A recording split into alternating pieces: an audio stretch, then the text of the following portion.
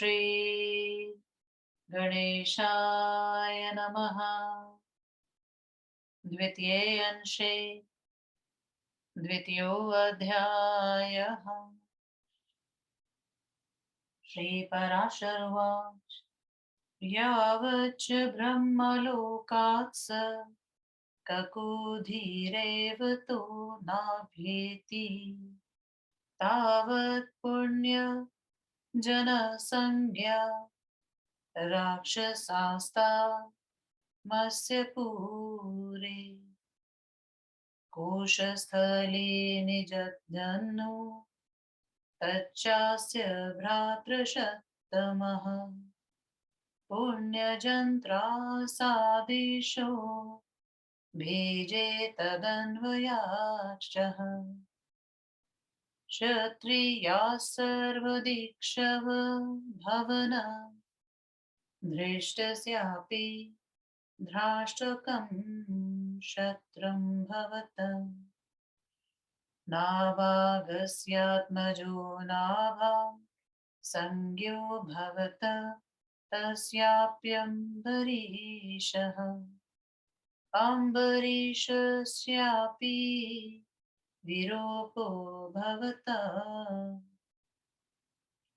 विरूपाप्रश्नशो जज्ञे ततः शरथितरः अत्रायं श्लोकः एते शत्रप्रसूता वै पुनः शाङ्गिरसा स्मृतः रथि तराणां प्रवरा शत्रुपेता द्विजातयः इति श्रुत्वा तक्षमनोरिः क्ष्वाकुपुत्रो जगीघ्राणतः तस्य पुत्रप्रधाना विकुशिनीमिदण्डाख्या स्त्रया पुत्रा बभूवुः शकुनी प्रमुखः पश्चात् षट्पुत्रा उत्तरात्तर क्षितारो बभूवुः चत्वारिंशदष्टौ च दक्षिणापथ भूपालस चक्ष्वाकुरष्टकायाश शात्मुत्पादः श्राद्धार्य मां समान्येति विकुक्षीमा ज्ञापयामासः स तथेति गृहीताज्ञो विधृतशरासनो वनम् भयेत्यानेकशो मृगान् हत्वा श्रान्तो शिशुत्परितो विकुक्षीरेकं शशं भक्ष्यत् शेषं च माम् समानीय पित्रे निवेदयामास इक्ष्वाकुकुलाचार्य वसिष्ठ सत्यप्रोक्षाण्य चोदित प्राह अन्मने नामेध्ये नामिषेणः दुरात्मना तव पुत्रे प्रेतन्मासं मुपहतं यतो नैन शशो भक्षित तत्शासो विकुक्षिर्गुरु णेव मुक्तशशादुः संज्ञां वापपित्रा च परित्यक्ता पितृपरतेयः चासावखिलामेतां पृथ्वीं धरमत शशशासः शशादस्य तस्य पुर्जयो नाम पुत्रो भवतः तस्येदं चान्यतः पुरा हि त्रेतायां देवासुर युधमतिभीषणं भवत तत्र चातिबलिभिः सुरेरम्रापराजिता स्ते भगवन्तं विष्णु मारधायाचकुः प्रसन्नश्च देवानाम नधिनिघ्नो किल जगतः परायणो नारायणः प्राह ज्ञात्मे तन्मया युष्माभिर्यदाभिलषितं तदर्थमिदं श्रूयताम् पुरज्यो नाम राजेश शशादस्य तनयः क्षत्रियवरो यस्तस्य शरीरे हमशेनः स्वयमेवावतीर्यय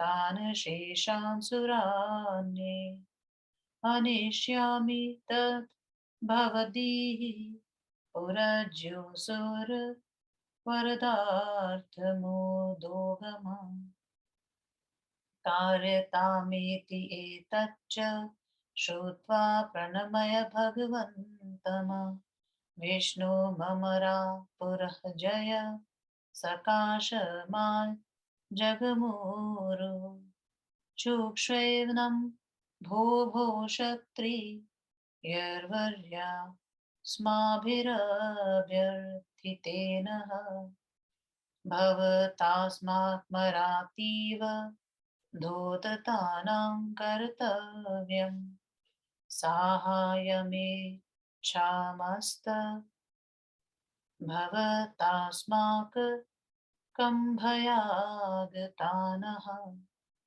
प्रणय भङ्गुना कार्य इत्युक्तपुरजय प्राह त्रैलोक्यनाथो योऽयं युष्माकमिन्द्रं शतक्रतुर्यस्य यदहं स्कन्धाधिरूढो युष्माकं रातिभिः सह योतस्येतदहं भवतां सहायस्यामः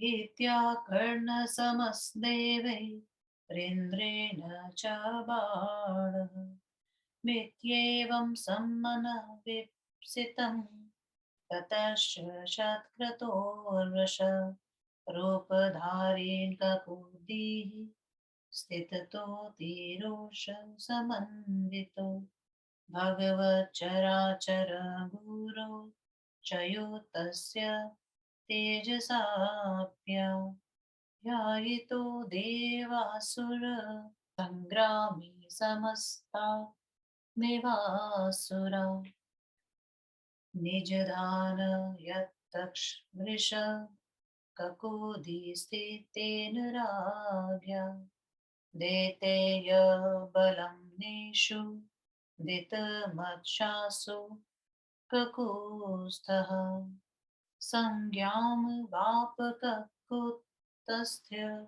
स्याप्यनेन पुत्रो भव पृथुर्नेन सह पृथो विष्टराक्ष्व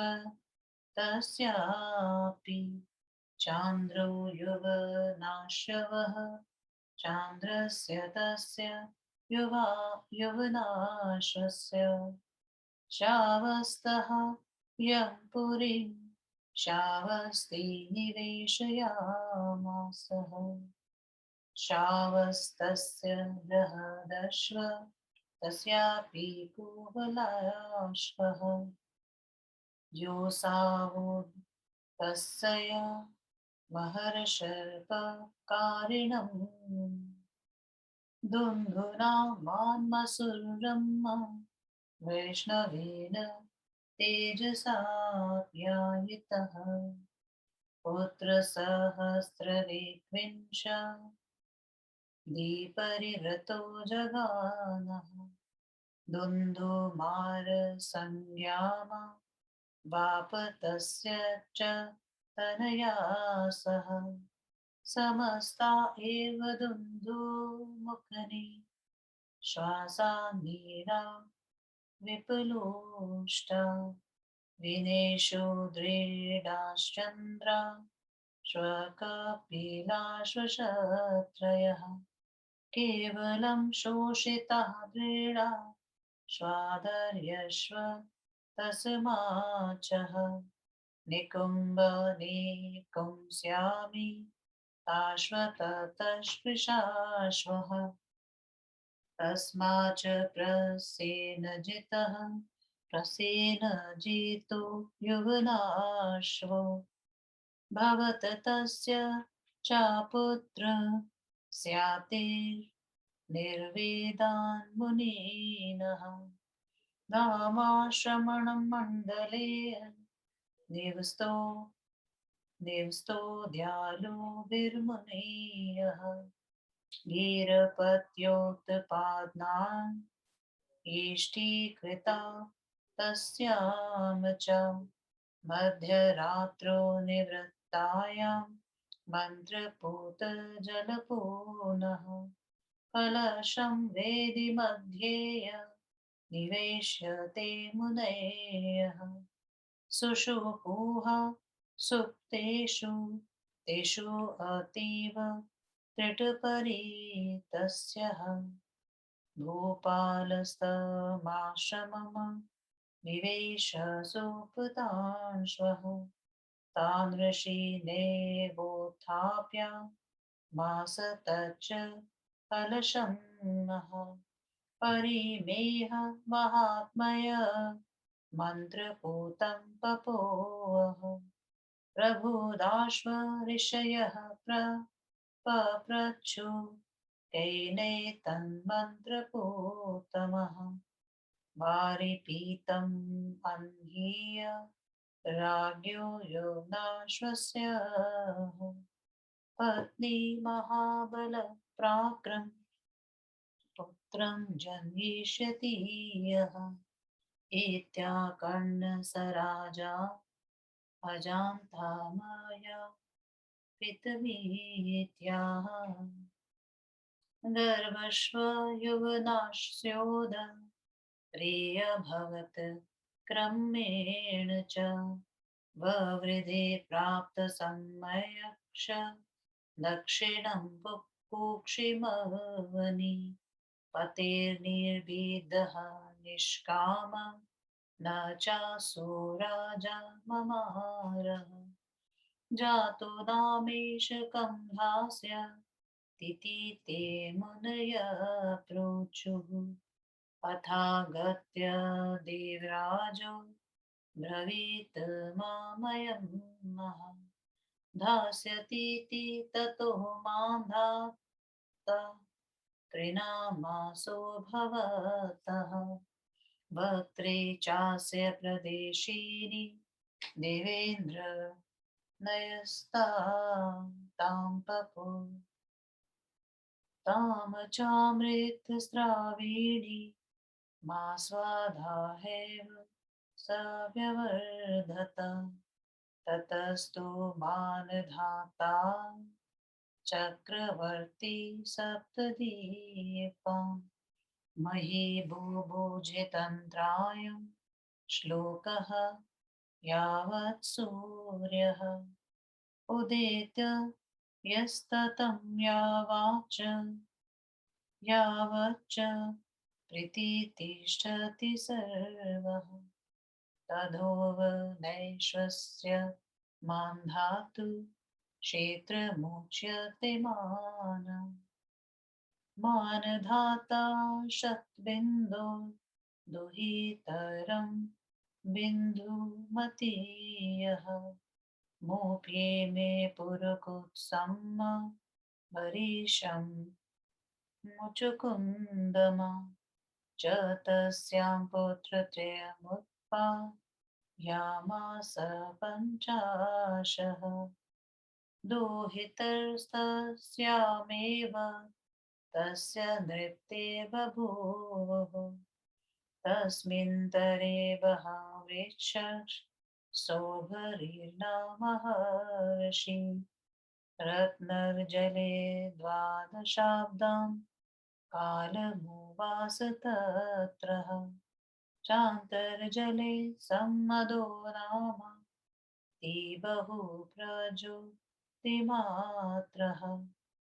प्रमाणो मीनाधिपतिरासीत् तस्य च पुत्रपौत्र दोहित्रा पृष्ठतोग्रतः पार्श्वो यः पक्षपुच्छ शिरः सांचोपरिभ्रमन्तस्तेन्नेवः सदाहर निष्मतिर्निर्वृता ह्रीमरी स चापत्यः स्पर्शोपचीयमान्त्रहर्ष प्रकर्षो बहुप्रकारम् तस्य ऋषे पश्यतस्ते रात्मज पुत्रपौत्रः दोहित्रादिभिः सह नोदिनं सोतराम रेमे अथान्त्रजलावस्ति तस्सौभरी रेकाग्रता स समाधिमपहायानु दिनं तस्य मत्स्यस्यात्मज पुत्रपौत्र दोहित्रा दिभिः सह सहातिर्मणीयता मवेक्ष्याचिन्त्यतः अहो धन्यो यमि दृशं नभिमतं महा योनयन्तरं वाप्येभिरात्मज पुत्रपौत्रः दोहित्रादिभिस्सह मानो दिवास्माकं स्पृहात्मुत्पाद्यति वयम् एवं पुत्रादिभिः सह ललितं रंसयामहि इत्येवमभिकाणक्षं स तस्मादन्तर्जलानि शक्रमय सन्तानाय निवेष्टुकं कन्यार्थमादतारम् राजानं गच्छतः रागं मनश्रवणसमन्तरं चौथाय तेन राज्ञाय सम्यग्धर्या दिना सम्पूजितकृतासन्ना परिग्रह सौभरीरुवाच राजनं सौभरीरुवाचः निवेष्टु कामुस्मिन् नरेन्द्र कन्यायां प्रयच्छ मे मा प्रणयं विभाङ्क्षि नहार्थथिन कार्यवशादु एताककोत्सथ वंशे विमुखा प्रयान्ति अन्येऽपि सन्तये नृपा पृथ्व्यामाद मान्धातः वृषां तन्यप्रसूतां की त्वर्थिनामर्थितदानः दीक्षाकृतव्रतं शलामिदं कुलं मते शतार्धसङ्ख्यास्तत्त्व सन्ति कन्या साम्यमेकाम् नृपते प्रयच्छय यत्प्रार्थना भङ्गयाद्विभेमि तस्मादहं राजभ्राति दुःखातः श्रीपराशरवाच इति ऋषिवचनमाकर्ण्य स राजा जराजर रीतदेहमृषिमालोक्य प्रत्याख्यान कातरस्तस्तमाच शापभीतो बिभयत्किञ्चित् धूमुखशीरं धयो च सौभैरुवाच नरेन्द्र कस्मात् समो पैशी चिन्तां सहमोत्तमा न मयात्र किचित्तः यावश्य देया तन्या तयेवः कृतार्था नो यदि किं न लभदाः श्री पराशरवाच अथ तस्य भगवतस्य शापभीतः स प्रश्यः सत्मुवाचासौ राजा रजोवाच भगवन् अस्मत्कुलहस्तेति प्रियं य एव कन्याभिः रुचितोऽभिजन्वान्वस्तस्मै कन्यां प्रदीयते भगवच्छाश्चा चास्मन्नं नोरथानां पयति गोचरवृत्तिनिकथमिष्मप्येषा सजातात देवमुपस्थिते नाविदः किं कुर्मित्ये तन्मया चिन्त्यत इत्यभिहितेन बुभुजामुनिरचिन्त्यत अयमन्यस्मत्प्रत्याख्यानो आयो वृद्धो यवनाभिमतः स्त्रीणां किमुत्कन्तानां नित्यमुना सचिन्तयेतः दभिहितमेवमस्तु तथा करिष्यामिति सञ्चिन्त्य मां दातारमुवाच यदेवम् तदादिश्यतामस्माकं प्रवेशाय कन्यान्तः पूर्वश्वरो यदि कन्ये काचिन्मामभिलषति तदाहं दारसङ्ग्रहं करिष्यामि अन्यथा चेतदल्मस्मात्मेते नातीतकालारः रम्भणे नेतयुक्तदा विरामततश्वः मां धात्रा मुनिशाक्षङ्की तेन कन्यान्तपूर्व वर्षवर्ष समागत तेन सह कन्यान्तः पुरं प्रविश्य नेव भगवान् किल सिद्धगन्धर्वै भयोतिशे येनः कमनीयं रूपं करोतः प्रवेश चतुर्षीमन्तः पुरे वृषवर्स्तथा कन्या प्राह भवतेन जय जनयिता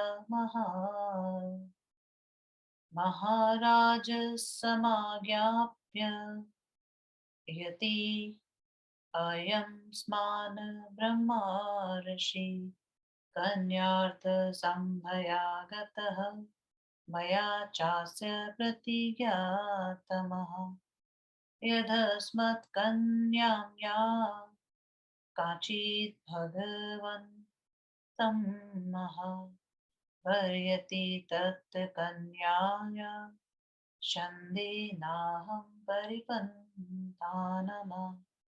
करिष्यामीतयः कर्ण सर्वा एव तकन्या सानुरागसप्रमदाः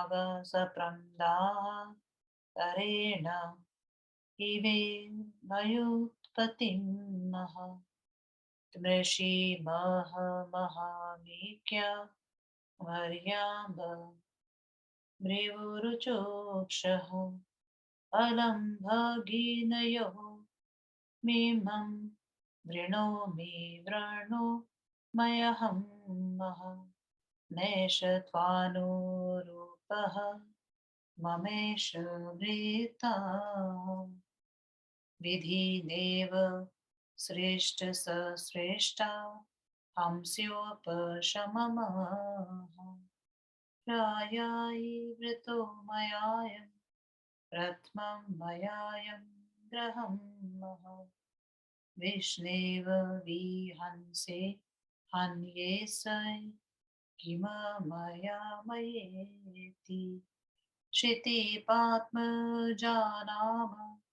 तथार्थमत्यर्थ कलिर्बभूवः यदा मुनिस्ताभिरिव हार्दा दव्रतसस कन्याभिर्निदः कीर्ति तदा स कन्या धिकृतो नृपाय यथादाचष्ट विनम्रमूर्तियः श्रीपराशरुवाच तद्भग्मातिकिमेतत् कथमेतत् किमा करोमि किमर्या बहि मिथ्याकुलं तीर्निच्छनपि कथमपि राजानु मेने कृतानुरूप विवाश्वः महर्षि सस्कला एव ता कन्या समाश्रम मन्यत् तत्र चाशेष शिल्पकल्प प्रणेतारम् धातारमीवान्यम्य विश्वकर्माणमाहुः सकलकन्या नामैकैकस्याप्लुत वल्लपङ्कजा कूजत्कलह सकार द्वादिविहदमाभिरामः जलाशयास्पोधानां सावकाशास्यासुदर्शया परिच्छदा प्रासादगृह्यन्तात्मे यादिधीश तच्चय तथैवानुष्ठितं शेष शिल्पविशेषाचारस्तष्टा दर्शयित्वान् ततः पर्णषीणां सौभरिणां तस्तेषु ग्रहेषु निर्वाल्यानन्दनामः महानिधिरासांस्कृ ततो नवतेनः भक्ष्यभोज्यलेहाधु भोगैरागतानुगतः धृत्यादीन अर्निशं शेषगृहेषु तातः क्षितिस्तु हि तरो भोज यमासु एकदातु दुहितृस्नेहाकृष्ट हृदयस्य महीपतिरति दुःखितास्ता उतः सुखिता वा इति विचिन्तय तस्य माहेश्वराश्रम समीपमुपेतय स्फुरतन् शुमालाला लामा स्फटिक मय प्रसादः अलमतिरमयो पवन जलाश्यां ददृशः प्रविश्य चैकं प्रसादात्मा मजां परिष्वज्य कृता सन्परिग्रहप्रवृद्ध स्नेहन्यनाम्बु गर्भनयो ब्रवीतः अप्यत्र वत्से भवत्या सुखमुत किञ्चिद् सूक्ष्मपि ते महर्षि स्नेहवानु न स्मृयते स्मद्गहवासः इत्युक्तां तं तन्नया पितृमाह तातातिरम्य प्रसादोत्रातिमनोज्ञम् पवनमेते कल्वाक्यः विहङ्माभिरुताः प्रोतफुल्लपदाकर जलाश्यामनुकूलः भक्ष्यभोज्यानुलेपना वस्त्रभूषणादिभोगो मृदुनिशयनास्नानिः सर्वसम्पत्समेतं मे ग्राहस्थयं तथापि केन वा जन्मभूमिर्न स्मृयते तत्त्वप्रसादा दीदं शेषमतिशोभनं किं त्वेकं मामेतद कारणं यत्स्मादग्रहामहर्षि रम्यभूरता न निष्क्रामति ममे केवलमतिप्रीत्या समीपपरिवर्तीय नान्यसामस्तभगिनीनामः एवं च मम सौन्दर्यो ते दुःखिता इत्येवमति मति दुःखकारणहमेत्यो युक्तस्त्याद्वितीयं प्रसादः मुपेत्य सवतन्मयाम् अन्या स्वतन्यामं परिष्वज्योपविष्टः स्ततेव पृष्ठवान्त्यापि च सर्वमेततः प्रसादादुपभोक्सुखं वृषमाख्यातममेवः केवलमतिप्रीत्याय आशपरिवर्ति नान्यासामस्तभगिनी नामित्येव मादिश्रुतवा समस्तप्रासादेषु राजा प्रविवेश तन्यां तथैवापृच्छत् सर्वाभीष्टाभिस्ततः थैवाभिहितः परितोष विस्मयनिर्भरः विवश हृदयो भगवन्तं सौभरी मे कान्ता वस्थितमुपेतय्य कृतपूजो ब्रवीतः दृष्टस्ते भगवन् सुमहानेश सिद्धिप्रभावुनेवम् विधमन्यस्य कस्य चिदस्माभिर्विभूतिभिः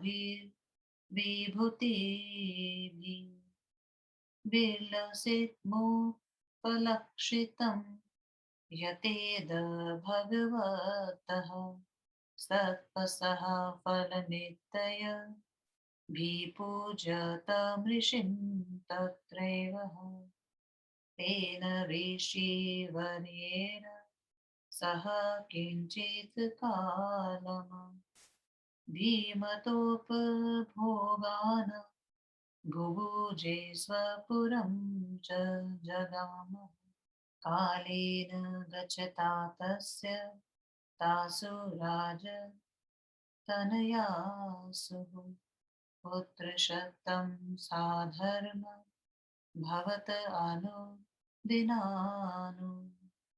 रूढस्नेह प्रसरश्व स तत्रातीव ममता कृष्टः हृदयो भवत अप्येते स्मत्पुत्रा कलभाषिणो पदभयां गच्छेयुः अप्येते यौवनेन भवेयु अपि कृतदारा नेतान् पश्येमप्येषामः पुत्रा भवेयु अप्येत पुत्रान् पुत्रसमन्वितान् पश्यामीत्यादि मनोत्थानं नोदिनं कालसम्प्रति प्रवृद्धानुपेक्ष्येत चिन्तयामास मोहस्यातिविस्तार मनोर्थानां न समाप्ति रस्ति वर्षायुतेनापि तथा फले क्षे पूर्णेषु पूर्णेषु मनोत्थानामुत्पत्तः यस्सन्ति पुनर्बाणां मदभ्याङ्गतायो मनीष्णश्व जातादारेष्व संयोगमेता प्रसूता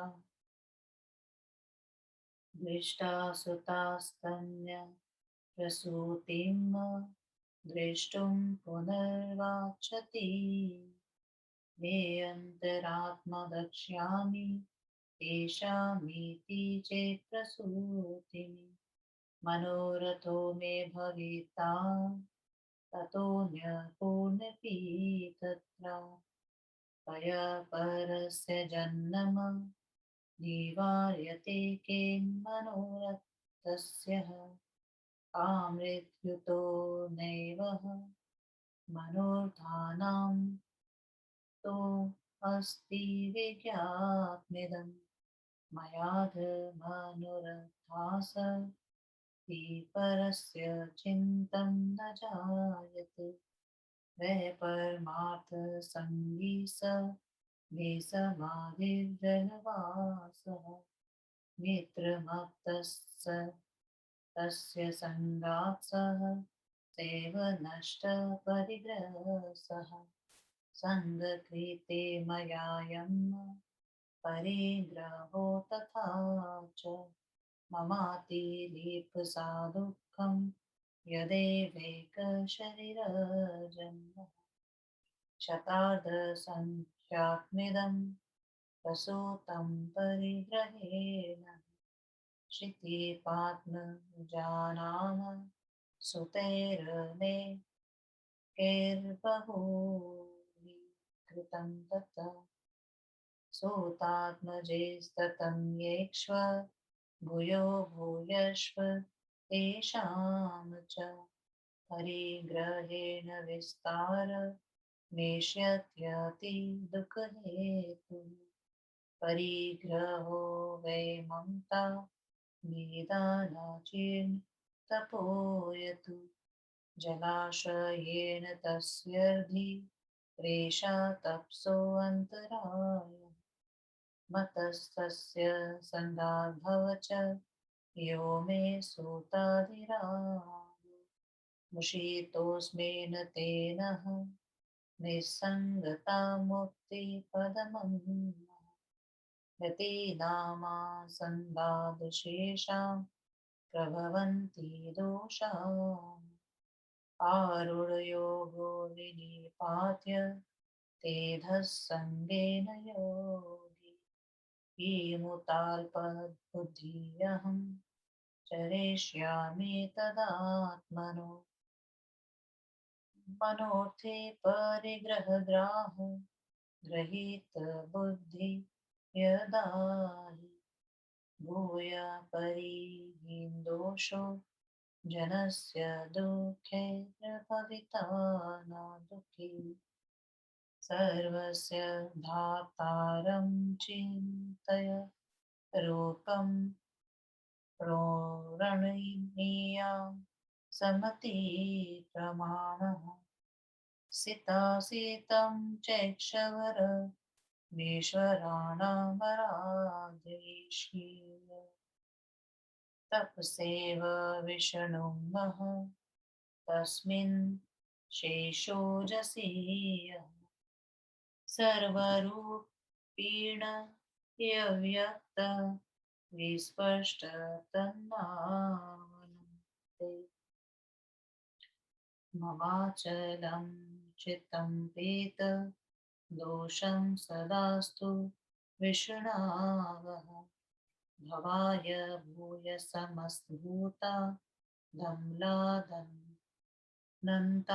सर्वेश्वरा धन्यधनादिं दयायात यस्मान् किञ्चित् मयहं गुरूणां परमं गुरुं संश्रयमेमि विष्णुं महः श्री पराशर उवाच एत्यात्मानमात्मने अवाभिधाय यासु सोऽभरि रथाय पुत्रगृहासन्न परिच्छदादिकमशेषः मर्थजातं सकलभार्या सम्मन्वितो वनमन्त्रविवेशः तत्राप्यनुदिनं वेत्खां स निष्पादं शेषक्रियाकलापमं निष्पादश पित्सकल पापः परिपवक्कव मनोवृत्तिरात्मन्य ग्रेण स्मारोप्य भिक्षुर्भव भगवत्या सजयाखिलं कर्म कलापं हित्वानन्तम् मजं नादि निधनं विकार मरणादिधर्म वापः परमनन्तं पर्वता मच्युतं पदमः इत्येतन्मां धाधृत् धातृहि त्रसम्बन्धा दाख्यातमः यचेतत्सोभरिचरितं नो स्मरति पठति पाठयति शृणोति श्राव्यति धर्त्य यवधार्यति लिखति लेखयति शिक्षयत्ययध्या यत्योपदिशति वा तस्यः षड्जन्मानि दुसन्तीर सधर्मो वाङ्गं मंसयोरः सन्मार्गाशरणं शेष एतेषु वा मम त्वं न भवति इति श्री विष्णु महापुराणे चतुर्थो वंशे द्वितीयो अध्यायः दूसरा अध्याय हिंदी अनुवाद इक्ष्वाकु के वंश का वर्णन और सोमारी का चरित्र श्री पराशर महर्षि ने कहा जिस समय को खुद ही रैवत ब्रह्मलोक से लौट कर नहीं आए उसी समय पुण्यजन नामक राक्षसों ने उनकी नगरी कोशस्थली को विनष्ट कर दिया पुण्यजनों के भय से रैवत के 100 भाई विभिन्न दिशाओं में भाग गए उनके वंश वाले क्षत्रिय भी विभिन्न दिशाओं में फैल गए धृत के वंश वाले धार्ष्टृक क्षत्रिय हुए नभाग के पुत्र नाभाग हुए उनके पुत्र अम्बरीश हुए अम्बरीश के पुत्र विरोध हुए और विरूप के पुत्र कृषदश हुए उनके पुत्र रथितर हुए इसके विषय में यह श्लोक है ये यद्यपि रथितर की संतान थे फिर भी ये आंगिरस कहलाए अतः वे शत्रुपेत ब्राह्मण हुए मनु के छींकने के समय उनके नाक से इक्ष्वाकु का जन्म हुआ उनके इक्ष्वाकु के 100 पुत्रों में 3 प्रधान हुए विकुक्षी निमि और दंड उनमें 50 पुत्र उत्तरापद के रक्षक हुए उनमें शकुनी प्रधान थे और 48 पुत्र दक्षिणापद के राजा हुए इक्ष्वाकु ने अष्ट का श्राद्ध का आरंभ करके विकुशी को आज्ञा दिया कि श्राद्ध के योग्य मांस ला पिता की आज्ञा मानकर धनुष धारण करके वे अकेले वन में आए और अनेक मृगों को मारा उस समय वे खुशी थक कर भूख प्यासे व्याकुल हो गए और उसमें से एक खरगोश को उन्होंने खा लिया अवशिष्ट मांस को लाकर उन्होंने अपने पिता को निवेदित किया। इक्ष्वाकु के वंश के आचार्य वशिष्ठ उस मांस का परोक्षण करने के लिए कहे गए। तो वशिष्ठ ने कहा, यह मांस समेध है। तुम्हारे दुष्ट पुत्र ने इस मांस को दूषित कर दिया है, क्योंकि उसने खरगोश को खा लिया है। उसके पश्चात गुरु के द्वारा इस तरह से कहे जाने से विकुशी का नाम शशाद हो गया और पिता ने उसका परित्याग कर दिया। पिता के मरने के पश्चात उसने पृथ्वी का धर्म पूर्वक प्रशासन किया। उस शशाद के पुत्र का नाम पुरुजय हुआ। उस पुरजय का एक दूसरा नाम भी हुआ। प्राचीन काल में त्रेता युग में अत्यंत भयंकर दिवासुर संग्राम हुआ। उस युद्ध में अत्यंत पराक्रमी असुरों ने देवता पराजित हो गए। उसके बाद देवताओं ने भगवान विष्णु की आराधना की। उससे प्रसन्न होकर अनादि निधन जगत की रक्षा करने वाले भगवान नारायण ने देवताओं से कहा, जिसलिए आप लोगों ने मेरी आराधना की है उसे मैं जानता हूँ, उसके विषय में आप लोग सुने। राजश्री शशाद के पुत्र पुरजय है, वे श्रेष्ठ क्षत्रिय हैं। उनके शरीर में मैंने अपने एक अंश से अवतीर्ण होकर समस्त असुरों को मार दूंगा। अतएव आप लोग पुरजय को दैत्य वध के लिए तैयार कीजिए। इस बात को सुनकर देवगण भगवान विष्णु के पास से पुरजय के पास आए और उनसे कहे, हे क्षत्रिय वर, हमारी प्रार्थना से प्रसन्न होकर आप अपने शत्रु का वध करने के लिए उदत हम लोगों की सहायता करें। इस तरह से कहने पर पुरजय ने कहा, त्रिलोक के स्वामी शत्र क्रतु इंद्र हैं। उनके कंधे पर बैठकर मैं यदि आप लोगों के शत्रुओं के साथ युद्ध करूंगा तो मैं आप लोगों की सहायता करूंगा। ये सुनकर सभी देवता और इंद्र ने बहुत अच्छा कहकर उनके कथन को स्वीकार किया। उसके बाद वृक्ष का रूप धारण किए हुए इंद्र के पीठ पर बैठकर चराचर गुरु श्री भगवान के तीर से परिपुष्ट हुए। अत्यंत क्रोध करके पुरजय ने समस्त असुरों का वध कर दिया। चूंकि वृषभ के ककोत पर बैठकर राजा पुरजय ने दैत्यों की सेना का संहार किया, इसलिए उनका नाम कुकत्स्थ हुआ। कुकत्स्थ के पुत्र अनिना हुए। अनिना के पुत्र पृथु हुए। पृथु के पुत्र वृषराश हुए। उनके पुत्र चांद्र युवनाश के पुत्र श्रावस्त हुए। उन्होंने श्रावस्ती नाम की नगरी को बसाई। श्रावस्त के पुत्र बृहदश्व हुए। उनके पुत्र कुवलयाश्व हुए। उन्होंने वैष्णव तेज से आप्यायित होकर उदक महर्षि का उपकार करने वाले धुंधु नामक असुर को अपने 21,000 पुत्रों के साथ मिलकर मारा। उस समय से उनका नाम धुंधुमार हुआ। उनके सभी पुत्र धुंधु के मुख से निकली हुई अग्नि से भस्म होकर विनष्ट हो गए। उनके केवल 3 पुत्र ही बचे, धृतराष्ट्र, चंद्राक्ष और कपिलाक्ष। धृतराष्ट्र के पुत्र हर्यश्व हुए। उनके पुत्र निकुंभ हुए। निकुंभ के पुत्र अमिताश्व हुए। उनके पुत्र कृशाश्व हुए। कृशाश्व के पुत्र प्रसेनजित हुए। प्रसेनजित के पुत्र युवनाश हुए। वे पुत्रहीन होने के कारण संसार से उदासीन होकर मुनियों के आश्रम मंडल में निवास करते थे। उनके पुत्र को उत्पन्न करने के लिए दयालु मुनियों ने इष्टि यज्ञ किया। आधी रात के समय इष्टि की समाप्ति हो जाने पर मंत्र से अभिमंत्रित जल से भरे हुए कलश को वेदी के बीच में रख कर वे मुनिजन सो गए। उन लोगों के सो जाने पर प्यास से अत्यंत व्याकुल होकर राजा आश्रम में प्रवेश किए। वे सोए हुए मुनियों को नहीं जाए जगाए। वे उस अपरिमित महत्वपूर्ण मंत्राभिमंत्रित कलश के जल को पी गए। प्रातः काल जगकर ऋषियों ने पूछा, मंत्र से पवित्र किए हुए इस जल को किसने पिया? इसका पान करके महाराज युवनाश की पत्नी महापराक्रमी पुत्र को उत्पन्न करेगी। इस बात को सुनकर राजा ने कहा, मैं जानता नहीं, उस जल को मैंने पिया है। युवनाश के उदर में गर्भ हो गया और वह क्रमश बड़ा हो गया। समय पूरा होने पर राजा की दाहिनी कुक्षी को विदीर्ण करके वह बाहर निकला, किंतु राजा मरे नहीं। उसके उत्पन्न होने पर ऋषियों ने पूछा कि ये किसका दुग्ध पान करेगा? उस समय आकर देवराज इंद्र ने कहा, ये मेरा दुग्ध पिएगा। उसी के कारण उसका नाम मानधाता हुआ। इंद्र ने उसके मुख में अपनी प्रदेशिनी तर्जनी उंगली को डाल दिया और उस बालक ने उसे पिया। अमृत तक्षण अमृत शरण करने वाले उस अंगुली का आस्वाद लेकर वह बालक एक ही दिन में बढ़ गया। उसके बाद चक्रवर्ती मानधाता पृथ्वीपति हुए। इसके विषय में एक श्लोक कहा जाता है, जहाँ से सूर्य उदित होते हैं वहां से लेकर जहाँ से वे अस्त होते हैं वहां तक का संपूर्ण क्षेत्र युवनाश्व के पुत्र मानधाता का कहा जाता है। मानधाता ने शत बिंदु की पुत्री बिंदुमती से विवाह किया। उसके 3 पुत्र उत्पन्न हुए, पुरुकुत्स्व, अम्बरीश और मुचकुंद। उसी पत्नी से मानधाता की 50 पुत्रियां हुई। उसी समय वह वृक्ष ऋग्वेदाध्यायी सौमरी महर्षि ने जल के भीतर रहकर 12 वर्ष तक तपस्या की। उसी जल के भीतर सम्मद नामक मत्स्याधिपति रहता था।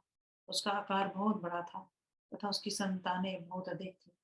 उनके पुत्र पौत्र दहेत्र उसके आगे पीछे बगल में पक्ष पूछ और सिर के ऊपर दिन रात घूमते रहते थे और वह उसी में आनंद मग्न रहता था। वह भी अपने पुत्र पौत्र इत्यादि संतानों के स्पर्श से आनंदानुभव करते हुए उन ऋषि के सामने ही अपने पुत्र पौत्र दोहित्रों के साथ क्रीड़ा करता रहा। उसके पश्चात जल के भीतर विद्वान सौभरी महर्षि अपने एकाग्रता रूपी समाधि को छोड़कर प्रतिदिन इस बात में थे। अपने पुत्रों पौत्रों तथा दोहित्रों आदि के साथ मनोज्ञ क्रीड़ा को देखकर विचार किए। अहो ये धन्य है जो इस तरह की अनिष्ट योनि में भी उत्पन्न होकर अपने इन पुत्र पौत्र दोत्रियों दोहित्रों के साथ रमन करता हुआ हमारे भी हृदय में अभिलाषा उत्पन्न करता है। हम भी अपने पुत्रों आदि के साथ इसी तरह से रमन करेंगे। इस तरह से अभिलाषा करके मैं उस जल के भीतर से निकलकर संतान प्राप्ति की कामना से गृहस्थ में प्रवेश करने के लिए कन्या प्राप्त करने के लिए राजा मानधाता के पास गए। महर्षि के आगमन को सुनते ही राजा ने उठकर उनका अर्घ अर्घ प्रदान इत्यादि से पूजन किया। इसके पश्चात आसन पर बैठकर महर्षि सौभरी ने राजा से कहा। महर्षि सौभरी ने कहा, राजन, मैं गृहस्थार्थ में प्रवेश करना चाहता हूँ, अतएव आप मुझे एक कन्या प्रदान करें।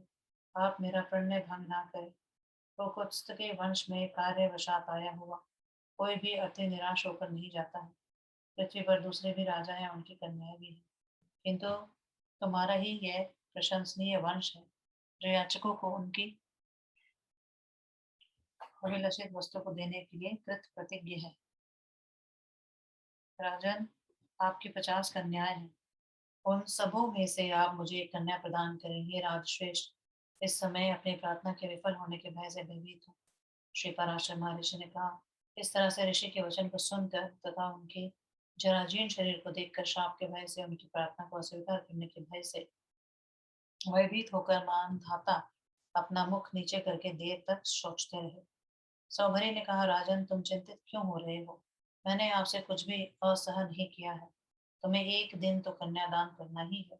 उससे यदि हम कृतार्थ हो सके तो तुम क्या नहीं प्राप्त कर लोगे? श्री पराशर महर्षि ने कहा। उसके बाद भगवान सौभरी के शाप से भयभीत होकर राजा मानधाता ने उनसे नम्रता पूर्वक कहा। राजा ने कहा, भगवान, हमारे कुल की स्थिति ऐसी है कि जिस सत्कुलोत्पन्न वर को कन्या पसंद कर लेती है उसी के साथ उस कन्या का विवाह कर दिया जाता है। आपकी प्रार्थना तो हमारे मनोरथों का भी विषय है। आपको ये कैसे उत्पन्न हुई यह भी हम नहीं जानते। हम क्या करें? इस विषय में विचार कर रहे हैं। राजा के द्वारा इस तरह से कहे जाने पर मुनि ने सोचा, यह हमारे प्रत्याख्यान का दूसरा ही प्रकार है। ये वृद्ध है, कोई भी स्त्री इन्हें पसंद नहीं कर सकती और कन्याओं के विषय में क्या कहना है। यह सोचकर इसने ऐसा कहा है तो ठीक है, ऐसा ही हो, मैं भी ऐसा ही उपाय करूंगा। ये सोचकर उन्होंने मानधाता से कहा, यदि ऐसी बात है तो आप कन्याओं के अंतपुर के रक्षक नपुंसक श्रेष्ठ को मुझे वहां प्रवेश कराने का आदेश दीजिए। यदि कोई कन्या ही मुझे चाहेगी तो मैं विवाह करूंगा, अन्यथा इस डली उम्र में मेरा यह मनोरथ निश्चय प्रयोजन होगा। यह कहकर महर्षि चुप हो गया। उसके बाद मुनि के शाप से भयभीत मानधाता ने कन्याओं के अंतपुर के वर्षवर को उन्होंने ले जाने का आदेश दिया। उसके साथ कन्याओं के अंतपुर में प्रवेश करते समय भगवान सौभरी ने संपूर्ण सिद्धों तथा गंधर्वों में इससे भी अधिक सुंदर अपना रूप बना लिया। उन ऋषि को अंतपुर में प्रवेश कराकर उस वर्षवर नपुंसक ने कन्याओं से कहा, आप लोगों ने पिता महाराज की आज्ञा दिए हैं। यह हमारे ब्रह्म ऋषि कन्या के लिए आए हैं। मैंने महर्षि से प्रतिज्ञा की है कि यदि हमारा कोई कन्या आपका वरण कर लेती है तो मैं उसका बाधक नहीं होऊंगा। इस बात को सुनकर सभी कन्याएं जिस तरह अनुरागपूर्ण पत्नियों किसी युद्धपति गजराज को चाहती हैं उस तरह वे प्रेम पूर्वक कहने लगी कि मैंने इस ऋषि का पहले वर्णन किया है। मैंने पहले वर्णन किया है। बहनों, इन्हें मैं पहले वरण करती हूँ। तुम व्यर्थ क्यों चेष्टा करती हो? ये तुम्हारे लायक पति नहीं है। ब्रह्मा ने इनको मेरा ही पति बनाया है और मुझे इनकी भार्या बनाया है। अतः तुम लोग शांत हो जाओ। जब वे घर में प्रवेश कर रहे थे, उसी समय मैंने उनका वर्णन कर लिया है। तुम लोग बातें क्यों करती हो? इनका वर्ण किया है पहले मैंने इनका वर्ण किया है। इस तरह से राजकुमारियों में परस्पर कलह होने लगा। जब सभी कन्याओं ने अत्यंत अनुरागवश अनिध कीर्ति वाले मुनि का वर्णन कर लिया, तो उस समय उन कन्याओं के रक्षक ने राजा को सारा वृत्तांत ज्यों के त्यों जाकर विनम्रता पूर्वक सुना दिया। श्री पराशर महर्षि ने कहा, उसे सुनकर राजा राजा घबरा कर ये सोचने लगे कि ये क्या हो गया, ये कैसे हो गया, मैंने क्यों उन्हें कन्याओं के अंतपुर में जाने को कह दिया। इस तरह से नहीं चाहकर राजा ने किसी प्रकार अपनी प्रतिज्ञा का पालन किया। अपने अनुकूल सविध विवाह संपन्न हो जाने पर महर्षि उन समस्त कन्याओं को अपने आश्रम पर लाए।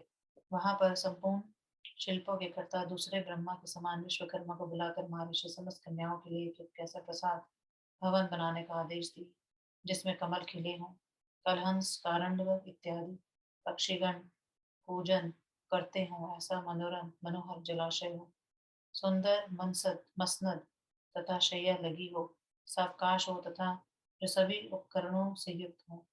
उसके बाद संपूर्ण शिल्प विशेष के आचार्य विश्वकर्मा ने भी उसी तरह से निर्माण करके उन्हें देखा। उसके बाद परम ऋषि सौभरी की आज्ञा तृप्त करके उन भवनों में अनिवार्य आनंद नामक महानिधि निवास करने लगे। उसके पश्चात उन भवनों में सदा रहने वाले भाव भक्ष भोजे सामग्रियों के द्वारा उन राजकुमारियों ने समागत अतिथियों तथा अनुवर्तनशील मृतियों को भोजन कराया। एक बार अपनी पुत्रियों के स्नेह से आकृष्ट हृदय वाले राजा मानधाता तेरी पुत्रियां अत्यंत दुखी हैं अथवा सुखी हैं, इस प्रकार से सोचकर और महर्षि के आश्रम के सन्निकट आकर अत्यंत मनोहर उपवन तथा जलाशयों से युक्त स्फटिक शिला से निर्मित महलों की पंक्ति को देखा, जो फैलती हुई किरणों से अत्यंत मनोहर प्रतीत हो रही थी। उसके पश्चात एक महल में प्रवेश करके वह अपनी पुत्री का आलिंगन करके तथा आसन ग्रहण करके अपनी आंखों में स्नेहाश्रु भरकर बोले, वत्स, तुमको यहाँ सुख भी है अथवा दुख भी है। महर्षि तुमसे स्नेह करते हैं कि नहीं? क्या तुम्हें अब हमारे घर में निवास की याद आती है? इस तरह से पूछने पर पुत्री ने अपने पिता से कहा, पिताजी, मेरा भवन अत्यंत मनोहर है। इसमें अत्यंत मनोहर उपवन है, विकसित कमलों से युक्त जलाशय में जल पक्षी सुंदर ध्वनि करते हैं। मनोनुकूल भक्ष्य भोजन, अंगराग वस्त्र भूषण आदि भोग्य पदार्थ हैं। कोमल शैया तथा आसन आदि हैं। मेरा गृहस्थ हर प्रकार की संपत्ति से संपन्न है, फिर भी कौन अपनी जन्मभूमि को नहीं स्मरण करता है। आपके महल से यह महल अत्यंत मनोहर है, किंतु मुझको एक ही दुख है कि मेरे पति महर्षि कभी भी मेरे घर से बाहर नहीं जाते हैं। मेरे पति अत्यधिक स्नेह होने के कारण सदा मेरे पास ही बने रहते हैं। वे अपने अन्य बहनों के पास भी कभी नहीं जाते हैं। अतः मेरी बहनें अत्यंत दुखी हैं। इस तरह से उसके द्वारा अत्यंत दुख के कारण को बतलाए जाने पर राजा दूसरे भवन में प्रवेश करके अपनी पुत्री का आलिंगन करके बैठे और अपनी पुत्री से उसी तरह पूछे। उसने भी इन सारी अपने प्रसाद इत्यादि के उपभोग जन्य सुख को विस्तार से बतलाया। कहा, केवल मेरे ही प्रेम के कारण महर्षि मेरे ही पास रहते हैं, मेरे किसी दूसरी बहन के पास नहीं जाते हैं। इस तरह की बातें सुनकर वे सभी भवनों में गए और प्रत्येक पुत्रियों से वैसे ही पूछे। सबों ने जब वही कहा तो उनका हृदय संतोष और आश्चर्य से भर गया। वे एकांत में बैठे हुए सौभरी महर्षि के पास जाकर समानवृत हुए और कहे, भगवान, आपकी सिद्धि का महान प्रताप मैंने देख लिया है। मैंने किसी दूसरे का इस प्रकार का विभूतियों का विलास नहीं देखा है। यह आपकी तपस्या का फल है। वहीं पर उन ऋषि वर्य के साथ कुछ समय तक अपने अनुकूल भोगों को भोग कर महाराज अपनी नगरी में चले गए। समय अनुसार सौभरी महर्षि के उन पत्नियों से 150 पुत्र हुए। प्रतिदिन बढ़ते हुए स्नेह के कारण उनका हृदय अत्यंत ममतामय हो गया। वे सोचने लगे, क्या ये मेरे मधुर बोलने वाले पुत्र अपने पैरों पर चलेंगे? ये कभी युवक होकर विवाह भी करेंगे? क्या मैं इनको इनके पुत्रों के साथ देख सकूंगा? इस तरह से महर्षि अपने मनोरथों के विषय में सोचने लगे। अरे, मेरा मोह कितना अधिक बढ़ गया है, और हजारों लाखों वर्षों में भी मनोरथों को की पूर्ति नहीं हो सकती है। इस प्रकार के मनोरथ के पूर्ण होने पर फिर नए नए मनोरथ उत्पन्न हो जाते हैं। मेरे पुत्र पैरों से चलने लगे, युवक हो गए, इन सबों का विवाह भी हो गया। अपने पुत्रों के भी पुत्र को मैंने देख लिया, अब मेरी अंतरात्मा इन पुत्रों के भी पुत्रों को देखना चाहती है। यदि मैं उन सबों को भी देख लूंगा तो फिर मेरे नए मनोरथ उत्पन्न हो जाएंगे। उनके भी पूर्ण हो जाने पर फिर नवीन मनोरथ उत्पन्न होंगे। उन मनोरथों को कौन रोक सकता है? मैंने आज जान लिया कि मृत्यु काल पर्यंत मनोरथों का अंत नहीं हो सकता है। जिसका मन मनोरथों में लगा हुआ है उसका मन परमात्मा में नहीं लग सकता है। मेरी वह समाधि जल में निवास के साथी मत्स्य के द्वारा सहसा विनष्ट हो गई। उस संग के ही कारण मैंने द्वार परिग्रह किया, उसके कारण मेरी अत्यंत अभिलाषा बढ़ गई। जब तक शरीर का ग्रहण करना ही दुखद है, तो मैंने राजकुमारियों का परिग्रह करके उसे 50 गुना बना दिया। और राजपुत्रियों के ग्रहण तथा उत्पन्न मेरे इन पुत्रों आदि के कारण वह बहुत अधिक बढ़ गया है। पुत्रों के पुत्रों से पुनः उनके पुत्रों से फिर उनके परिग्रह के द्वारा दुख का कारण भूत परिग्रह तथा ममत्वाभिमान बढ़ता ही जाएगा। जल के भीतर रहकर मैंने जो तपस्या की थी उसके फलस्वरूप ये समृद्धि तपस्या में विघ्न है। मत्स्य के संग के कारण जो मुझे पुत्रादि में मोह हुआ उससे मैं ठगा गया। संगहीनता ही यतियों को मुक्ति देने वाली है। संग के ही कारण सभी दोष उत्पन्न होते हैं। जब योगी पुरुष भी अपने आरूढ़ योग से संग के कारण पतित हो जाते हैं तो मंद बुद्धि मनुष्य की कौन सी बात है। परिग्रह रूपी ग्रह ने मुझे पकड़ लिया है। अतः मैं आत्म कल्याण के लिए ऐसे साधनों का अनुष्ठान करूंगा जिससे मैं दोष रहित होकर फिर कुटुंबी जीवों के दुखी से दुख न हो।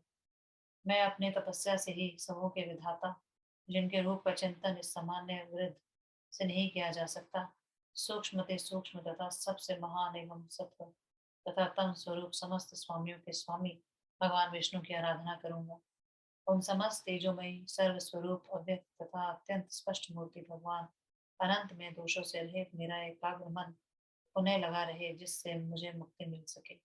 जिन सर्वस्वरूप निर्दोष अनंत सर्वेश्वर आदि मध्य एवं अंत से रहित भगवान विष्णु से भिन्न कुछ भी नहीं है, मैं उनके शरण में जा रहा हूँ। श्री पराशर महर्षि ने कहा। इस तरह अपने आप अपने को कहकर सौभरी महर्षि अपने पुत्रों ग्रहों आसनों एवं परिच्छदों और समस्त वस्तुओं का परित्याग करके अपनी समस्त पत्नियों के साथ वन में चले गए। वहां पर भी प्रतिदिन वान प्रस्थियों द्वारा की जाने वाली समस्त क्रियाओं का संपादन करके समस्त पापों के विनष्ट हो जाने पर, अपनी मनोवृत्ति के परिपक्व हो जाने पर, अपनी आत्मा में ही आवाहनीय आदि अग्नियों को आहित अहित करके सन्यासी हो गए तथा संपूर्ण कर्म कलाप का परित्याग करके तथा श्री भगवान में ही आसक्त होकर अनंत अजन्मान आदि निधान विकार रहित अविनाशी परम अनंत परम पुरुष परमात्मा श्री भगवान को प्राप्त कर लिया। इस तरह से मैंने तुम्हें मानधाता की पुत्रियों के संबंध में बताया।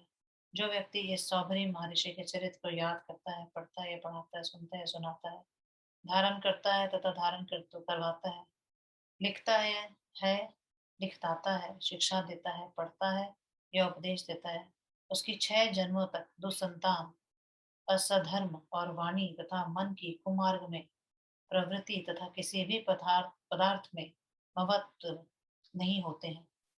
इस तरह श्री विष्णु महापुराण के चतुर्थ अंश के द्वितीय अध्याय का श्री प्रसाद द्विवेदी श्रीधराचार्य कृत हिंदी अनुवाद संपूर्ण हुआ।